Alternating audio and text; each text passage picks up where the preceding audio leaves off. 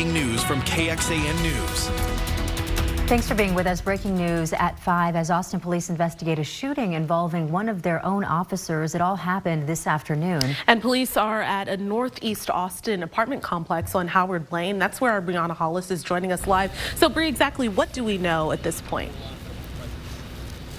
So we'll know more soon. Police plan to give us an update in about 15 minutes. So in the meantime, I'm going to walk you through what we're seeing right now and what we've heard so far. APD has this entire block on this side of the apartment complex taped off. Their command post is set up here. Several patrol cars as well as crime scene vehicles. And inside the gate, even more patrol vehicles and even more crime scene tape as well. We did get a chance to speak with a neighbor. He says he knows the person who was shot but doesn't know them well. He did tell us everything was very chaotic this afternoon, which matches what we heard on dispatch audio where officers called for additional help with crowd control. Very limited details at this time, but again, that update is going to be at about 5:15. We're here ready to stream that online for you, and we'll also bring you the updates tonight at 6. Britt, Jen. Okay, Brianna, much more to come on that. Thank you so much. In other news, a major plant here in Central Texas won't be making much of anything until 2025. According to Bloomberg, Samsung Electronics has delayed mass production plans at its new chip plant in Taylor. And Samsung previously said the factory would start production in the second half of 2024. Among other things, the plant is used to make computer chips, the things that help run your cell phones, cars, and other electronics. Now, this comes as Samsung's biggest rival, Taiwan, the semiconductor manufacturing plant, announced that it would postpone production in Arizona until 2025. And the delays are now a setback in President Biden's plan to boost microchip production in America. It's been more than a year since Biden signed the CHIPS Act into law, and it promised $100 billion in support to new semiconductor plants in the U.S. Since then, though, the government has made one grant of only $35 million to just one company. After a weekend of deadly strikes in Gaza, a senior advisor to Israel's prime minister is set to meet with State Department officials at the White House today. And this visit comes after Benjamin Netanyahu vowed to keep fighting until Hamas is destroyed, despite some global calls for ceasefire and large protests in the U.S. demanding an end to the violence. NBC's Chris Pallone reports. After some of the deadliest days in Gaza since the war began, a top advisor to Israel's prime minister is in Washington. Ron Dermer, a former Israeli ambassador to the U.S., meeting with Secretary of State Antony Blinken and National Security Advisor Jake Sullivan at the White House. It comes after the Hamas-run Palestinian Health Ministry says Israeli airstrikes killed at least 100 Palestinians since Christmas, many of them in this central Gaza refugee camp. The violence increasing calls from around the world for a ceasefire. The UN says the entire population in Gaza is food insecure and facing famine. The only way we can provide the scale of humanitarian assistance that's needed is if the fighting stops, if the attacks stop, if we can have safe access to deliver scaled aid. Families of Israelis being held hostage by Hamas heckled Prime Minister Benjamin Netanyahu in the parliament. But in a surprise visit to the war zone Monday, Netanyahu remained defiant, telling troops in Gaza, "We don't stop. This war continues to the end." This is a tragic, complicated situation, and it's going to get worse. Here in the U.S., protests demanding a ceasefire continue. Police arrested 6 people during clashes with protesters in New York on Christmas Day. Chris Pallone, NBC News. Today, Iraq's government condemned overnight U.S. airstrikes there, calling them a clear hostile act. The attacks killed 1 serviceman and wounded 18 other people. Mourners carry the coffin of the fighter during the funeral in Baghdad. The retaliatory U.S. airstrikes followed a one-way drone attack earlier in the day by Iran-aligned militants that left 1 U.S. service member in critical condition and wounded 2 others. The United States has 900 troops in Syria and 2,500 in Iraq. It says it aims to advise and assist local forces trying to prevent a resurgence of the Islamic State. The U.S. Secretary of State Antony Blinken is expected to head to Mexico tomorrow to talk immigration with officials there. Now, this visit comes as Mexico is seeing an unprecedented surge of migrants. Mexican officials say they detected 680,000 migrants moving through the country in the first 11 months of 2023. At around 6,000 people, a migrant caravan that set out Sunday was the largest one since June 2022. The Mexican government has already said it is willing to help to try to block those migrants from crossing Mexico. The search continues for a missing pregnant woman. Savannah Soto was last seen on Friday in Leon Valley. That's a city on the northwest side of San Antonio, and she was supposed to be induced that very day. But reports say she failed to show up at the hospital. She was last seen in a gray 2013 Kia Optima with a temporary tag 4289D57 and a permanent one of TRC 9447. Soto is 5 feet 1 inch tall and has both brown hair and brown eyes. Anyone with information is asked to contact the Leon Valley Police Department. Well, a winter storm is bringing gusty winds and some really heavy snow to parts of South Dakota today. Weather officials up there urge residents to avoid traveling if possible.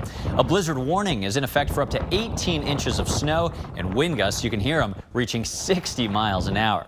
Meanwhile, over in Kansas, it was a white and very cold Christmas. The National Weather Service reported an air temperature dropping to 23 degrees and northwest wind gusts reaching 40 miles an hour. You bet that led to a cold wind chill. Wind chill temperatures in that area reached 6 degrees. The freezing weather there is causing danger on the road for some, knocking 18-wheelers off the road and icing over car windshields.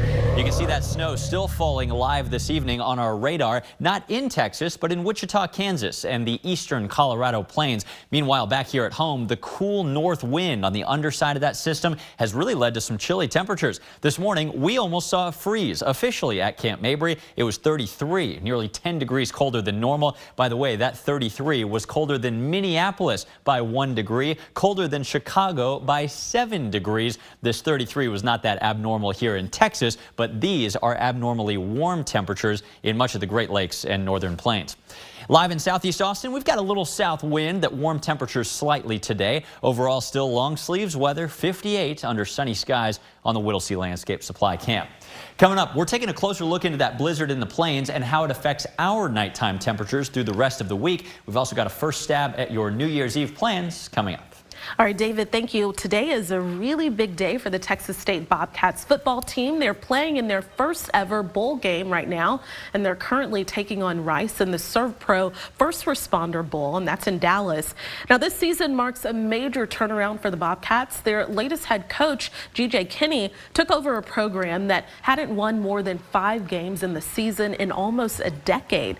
Now, the Texas State administration is so pleased with his work that last week they extended Kinney's contract through the 2028 season, and we're told the score is 7-7, and it is in the first quarter, Britt. Very exciting. Yeah. And tomorrow the Longhorns are on their way to New Orleans for their first ever playoffs. Now, if you want to see them off, you can. The buses depart at 11:30, but photo opportunities begin an hour earlier at 10:30. They'll head out from DKR Memorial Stadium down San Jacinto before heading out to New Orleans. UT says fans are encouraged to cheer the team on from the sidewalk. It's free to get there, free parking at the Trinity Street Garage. Okay, well, Christmas may be over, but the debt from buying presents is still looming for a lot of people. According to financial experts, people want to keep their current lifestyles, but are having to deal with inflation. And those experts say that is where credit card debt is getting higher and higher. Xavier Walton dug into what's going on. According to financial experts, the cost of living obviously going up, inflation going up, but then also people want to keep up with their current lifestyle as well. And then you mix in the holiday shopping season. I know it's over, but people put a lot of money on their credit cards. Across the country, credit card spending was actually up in the third quarter at major banks. That includes 9% at JP Morgan and Chase, the nation's largest bank, and 15% at Wells Fargo. Consumers also reportedly taking longer to pay their bills and putting everything from food to even college tuition on credit cards. You know, financial experts say right now consumers are even, they're dipping into their savings. In fact, we're now seeing a lot of people even tapping into their retirement funds. We've seen a lot of data showing that some people are either taking emergency or hardship loans from their 401k or their 403b plans on the job, or that they've just outright taken loans from their retirement funds, which is another indication that they're using up their savings. Another factor financial experts point to is the rise in post-pandemic pricing, the cost of groceries, rent, everything you're seeing here, electricity and gas, all going up. And then on the contrary, you have companies, banking companies, saying that deposits are actually down compared to years past. Deposits reportedly down 3% at JP Morgan, 5% at Citigroup, that's in the personal banking unit. Then you have Wells Fargo, 10% in their consumer banking unit. And listen to this, as much as 31% in the wealth management unit. And one tip from financial experts that I keep hearing over and over is to stop digging when it comes to debt. What does that mean? Essentially stop swiping the credit card and digging yourself deeper and deeper into a hole. Well, coming up, a major roadblock for a new prospective member of NATO is gone. Why it's looking more likely that Sweden will join the alliance. A major roadblock for Sweden joining NATO has officially been removed. The Turkish Parliament's Foreign Affairs Committee gave consent to Sweden's bid to join NATO on Tuesday. Turkey, who is a NATO member, has previously delayed ratifying Sweden's application for more than a year, accusing the country of being too lenient toward groups that Turkey regards as threats. Sweden decided to seek protection under NATO's security umbrella after Russia's invasion of Ukraine in February of last year. Sweden's accession protocol will now need to be approved in the General Assembly. Well, coming up, a spike in holiday spending could show some positive change in the economy. What the uptick means for the Lone Star State. No rain today on the 26th of December, and I think this is the way we end the old year of 2023. No rain in sight this week. After some heavy rain on Christmas Eve day, though, we've actually had about 2.5 inches this month in town, a wetter than normal December all of a sudden. We'll be back with your first warning forecast looking toward New Year's Eve after this. Well, this holiday season, consumer spending nationwide spiked, and a positive sign for the economy. A report from MasterCard found retail revenue rose 3% over last year, calling it a return to pre-pandemic spending trends. And it's good for Texas tax revenue as well. Our Ryan Chandler breaks it all down for it. Day after Christmas, the stores are still buzzing. The spending spree propping up big business and local shops alike. Austin's Waterloo records. This month, Texas is sending more than $1 billion back to cities in local sales taxes, slightly more than last December, and a positive sign for the state economy. Last month, sales taxes totaled more than $4 billion, about 4% higher than last year. That's the largest source of state funding and a major contributor to this year's $33 billion surplus. And that extra cash is starting to fuel some more positive thinking among Texas voters. I think if you're looking for good news going into the new year, we are beginning to see a little bit of easing up of people's negative attitudes towards the economy. Views of the economy have just been dismal. In October, the Texas Politics Project found 47% of Texas voters felt worse off financially than a year ago. This month, that number dropped a bit to 40%. 35% of people said they're doing about the same as last year, and about 1 in 4 said they're doing better. What we saw was at least some slight improvement in a few of our indicators, which means that I think the lag that we see in improvements in the economy is beginning just a little bit to affect voters' views. So happy holidays. Ryan Chandler, KXAN News. First warning weather with Chief Meteorologist David Yeomans. Well, we're wrapping up another 50-something degree day. We made it to 59 today in Austin, cooler than normal by December standards. It's 57 right now with just a few beautiful high clouds here on the West Shore home cam at West Campus, right here on the roof of KXAN. One thing I've got my eye on this week, even with the beautiful weather, I should say especially with the beautiful weather, is Cedar. Cedar is trending higher with the dry, breezy weather, and this time of year with weather like this, which we'll continue to see all week, Cedar counts tend to go up. We'll keep you advised. We had some high clouds in here this morning. Most of those have cleared off to the south and east. This is keeping us cool underneath the influence of a huge low pressure system. Big storm bringing blizzard warnings, which we showed you at the top of the newscast, from northeastern Colorado into the Dakotas and Nebraska. Out ahead of this system, though, this is why Austin was warmer than Minneapolis and Chicago this morning. Warm air flowing far northward through the Great Lakes. Just liquid rain from Raleigh, North Carolina, out toward the UP of Michigan. Michigan. This storm system does not move much for the next 24 to 48 hours, so we will stay under this influence of dry, cool, northerly flow up high in the atmosphere. This serves to keep skies clear and keep cool air coming. We actually have an actual little cool front blowing through, rain-free, and you probably won't even notice early Thursday. Behind it, though, cool winds keep blowing, and that's why we've got some really cold mornings and nice, cool, sunny days continuing for the last week of 2023. That northerly flow also why we don't expect any more rain this year for the next 6 days, which actually takes us through January 1st as well. Dry weather looks to continue, although it may change after that. Get to that in a moment. Let's talk about who is going to freeze and when. Once the sun goes down tonight, it will be cold, but not as cold as last night. Many of us saw frost on the grass when we woke up this morning, but we'll be about 5 degrees warmer, I think, tonight than we were last night. That means upper 30s in Austin, but some rural areas, especially in the northern hill country, may see a light freeze. Tomorrow afternoon, these south winds are erased. North winds blow back in, which keep temperatures in check. Some of us don't rise out of the upper 50s. Then here comes that little cool front we discussed. Temperatures slightly colder with more rural areas seeing a freeze on Thursday morning. Friday morning, though, as that next push of cool air is most firmly entrenched, many areas outside of downtown Austin, and downtown Austin itself will be close, may see another light freeze. So in rural areas, continuing tonight, and in Austin, maybe on Thursday night, Friday morning, let's protect the 4 Ps. Think about your pets, pipes, plants, and people anytime we see a freeze in central Texas. Let's fast forward to next weekend. New Year's Eve plans on Sunday night. They look like a largely continuation of the current weather pattern. Cold and breezy with mostly clear skies. Another dry, cool front could be pushing through. Just as the clock strikes 12, we're thinking 46 degrees by midnight. But of course, stay tuned for updates. It is only Tuesday. Tonight's forecast, beautiful full moon under clear skies, variable winds under 10 miles an hour. It'll be cold, 38 in town by morning. A nice day tomorrow with the northwest wind and dry air. 62 is what we're calling for the forecast high. Here comes that next push of cool air, though. High temperatures jacket worthy in the 50s Thursday and Friday. 33 on Friday morning in town, awfully close to a widespread freeze. After a brief warm up on New Year's Eve, up to 70, here comes another push of cool air for the new year. Rain chances begin on January 2nd and may continue at times with a wetter period expected January 3rd through 9th. David, thank you so much. A lawsuit against a major social media site is officially moving forward. What X is accused of doing?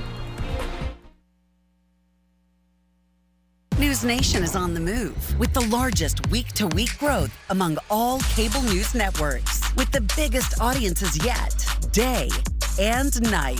Trust News Nation for news that is fair, fearless, and respectful to all. Our audience is growing for a reason. Thank you for making News Nation the fastest growing cable news network in the country.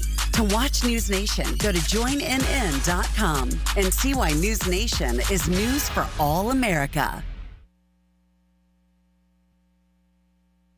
Right now, blizzard conditions, travel delays, and flight cancellations on this day after Christmas, plus the growing number of attacks on the nation's bus drivers and what some cities are doing to protect them. Ahead on Nightly News. Well, the Powerball jackpot continues to rise after no tickets hit the top lottery prize for Monday's Christmas Day drawing. So the prize now $685 million for tomorrow's drawing. But that's only for winners who choose to take their riches through an annuity paid annually over 29 years. Not so bad, though, if you ask me. winners can instead opt for cash, which is currently estimated at $344.7 million. That's before taxes. This is the 4th Powerball jackpot to exceed $500 million this year. The Powerball jackpot was previously won on October 11th when a ticket in California won a $1.765 billion grand prize. Now, historically, there have been only 3 Powerball jackpots won on Christmas. A federal judge ruled a lawsuit against X, formerly known as Twitter, will move forward. X is accused of not paying out bonuses to staff after Elon Musk took over, despite reassurances. Now, according to the lawsuit, employees were told the bonuses were cut in half, but even then they weren't paid. Major companies like Disney have paused advertising on the platform after accusations the platform doesn't do enough about anti-Semitism and conspiracy claims. Coming up a little later on KXAN, we have Night Court at 7, Extended Family at 7:30, followed by The Weakest Link at 8, and then an episode of Found at 9, and then we're back here at 10 o'clock for KXAN News.